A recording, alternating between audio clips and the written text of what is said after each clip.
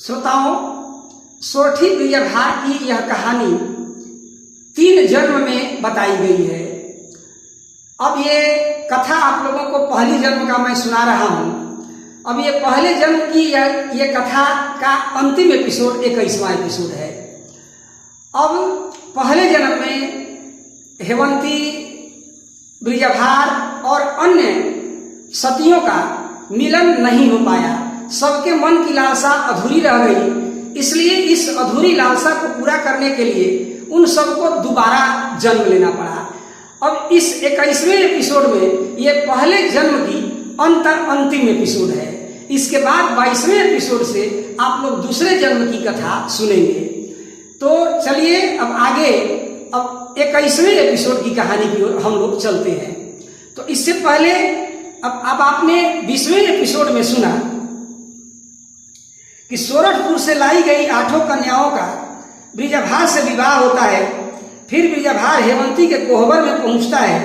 वहां उसे नींद आ जाती है। तब तक देवराज इंद्र मोहिनी बांसुरी बजाकर सभी त्रियाओं को इंद्रलोक बुला लेते हैं। ब्रिजभार जगता है तो त्रिया के वियोग में पागल हो जाता है और अंत में ब्रिजभार की मृत्यु हो जाती है। फिर हेवंती के सत्य से मेघ ब्रिजभार की चिता पर वर्षा करते हैं तो ब्रिजभार उठकर बैठ जाता है। तो 20वें एपिसोड में आपने यहां तक कहानी सुना। अब अगला एपिसोड अर्थात 21वां एपिसोड पहले जन्म का अंतिम एपिसोड है। अब 21वें एपिसोड की कहानी विस्तार से सुनिए। ब्रिजभार और हेवंती की चिता पर अमृत की बारिश होती है। तब ब्रिजभार चिता पर उठकर बैठ जाता है। हेवंती ब्रिजभार को जीवित देखकर अत्यंत प्रसन्न होती है। कहती है कि आज मेरे जन्म का कारण सफल हो गया। इतने में स्वर्ग से आवाज होता है और सर सर करते एक विमान स्वर्ग से नीचे उतरता है। हेवंती और ब्रिजभार के पास ठहरता है, जिसमें 5 देवता बैठे हैं। वरुण, कुबेर, अग्नि, इंद्र और यम, यही 5 देवता हैं। 5 देव ब्रिजभार से कहते हैं कि धन्य है वो ब्रिजभार, आपके जैसा पुरुष जग में नहीं हुआ। आपने कामदेव को जीतकर वश में कर लिया। आपने पत्नी व्रत धर्म का पालन किया और हेवंती जैसा पतिव्रता नारी भी नहीं हुई। दोनों नारी पुरुष आप लोग अमर हुए। आपके मृतलोक की यात्रा समाप्त हुई। दोनों प्राणी लोग रथ में बैठो और हम लोगों के साथ वैकुंठ चलो। मन का सोच फिक्र चिंता सब छोड़ दो। हम लोगों के साथ चलो, विलंब मत करो। तब हेवंती 5 देवताओं से कहती है कि सास के कोख में बेटा पतोह हुए, परंतु हमने अपने सास की सेवा नहीं की। हम लोगों के जाने पर सासू माँ बहुत दुख पाएंगी। या तो हम लोगों को यही मृतलोक में रहकर उनकी सेवा करने का मौका दीजिए, नहीं तो मेरे सासू माँ को भी हम लोगों के साथ ले चलिए। हेवंती की वचन को सुनकर सभी देवता अत्यंत प्रसन्न होते हैं और कहते हैं कि धन्य हो हेवंती, धन्य है तुम्हारा सत्य, धन्य है तुम्हारा पतिव्रत धर्म। तुमने सबका दिल जीत लिया, इसलिए हम लोग तुम्हारी सासू माँ को भी अपने साथ ले चलेंगे। आओ सब लोग जल्दी से तैयार होकर रथ पर बैठो। तब हेवंती, ब्रिजभार और रानी सुनैना तीनों रथ पर सवार हो जाते हैं और रथ मृतलोक से उड़ जाता है। रथ वैकुंठपुरी की ओर चल देता है। तीनों लोग इंद्रपुर वैकुंठ गए। जगत में उनका नाम अमर हो गया।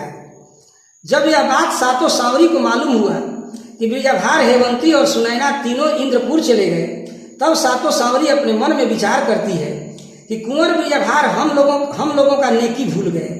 हम लोगों ने उनकी इतनी सहायता की, परंतु अकेले वैकुंठ चले गए। इस बात से 7 सांवरी अत्यंत दुखित होती है।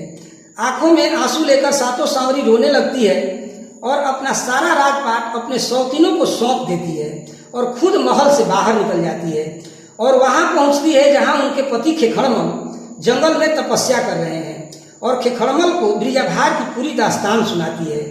दोनों प्राणी ब्रिजभार का हवाल सुनकर अफसोस करते हैं। 7 सांवरी आंखों में आंसू लेकर कहती है कि एक ब्रिजभार का आसरा था, हमारे आसरा को निराशा में बदलकर कुंवर अकेले वैकुंठ चले गए। सारा हवाल सोच समझकर 7 सांवरी रोते रोते बेहाल हो जाती है और शोक से अचेत हो जाती है। तब तक एक पुष्पक विमान आकाश से वहां उतरता है जिसमें हेमंती और बीजाभार रहते हैं।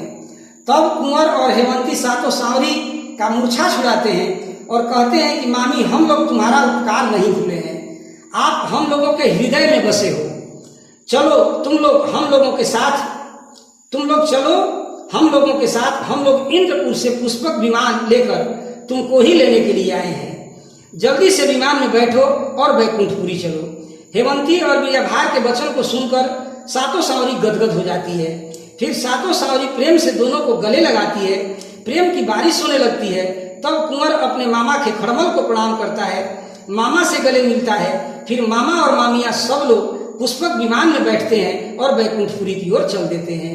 और इस प्रकार कुंवर और हेमंती अपने धर्म से मामा और मामियों का उद्धार करते हैं। प्रिय श्रोताओं, सातों सांवरी भी पतिव्रता थी, पर उसने अपने पति को दुर्वचन कहा था, जिसके कारण उसके सत्य में बट्टा लग चुका था। इसके लिए उनका उद्धार होना असंभव था। परंतु बीजाभार के लिए जो उसने उपकार किया था, उन्हीं उपकारों के कारण ही बीजाभार ने सातों सांवरी के प्रति देवी से प्रार्थना कर उन्हें वैकुंठ को ले गया। जब यह सारा हाल गेनुआ वीर सुना कि सब लोग वैकुंठ चले गए, तब गेनुआ वीर अमरपुर को छोड़कर सीधे दक्षिणी शहर पहुंच जाता है। दक्षिणी शहर के राज्य को दखल कर लेता है और दक्षिणी शहर का राजा बनकर अखंड राज्य करने लगता है। वीर गेनुआ जादू में उस्ताद था। उससे राज्य के लोग बहुत डरते थे और इस प्रकार गेनुआ वीर दक्षिणी शहर पर निष्कंटक राज्य करने लगा।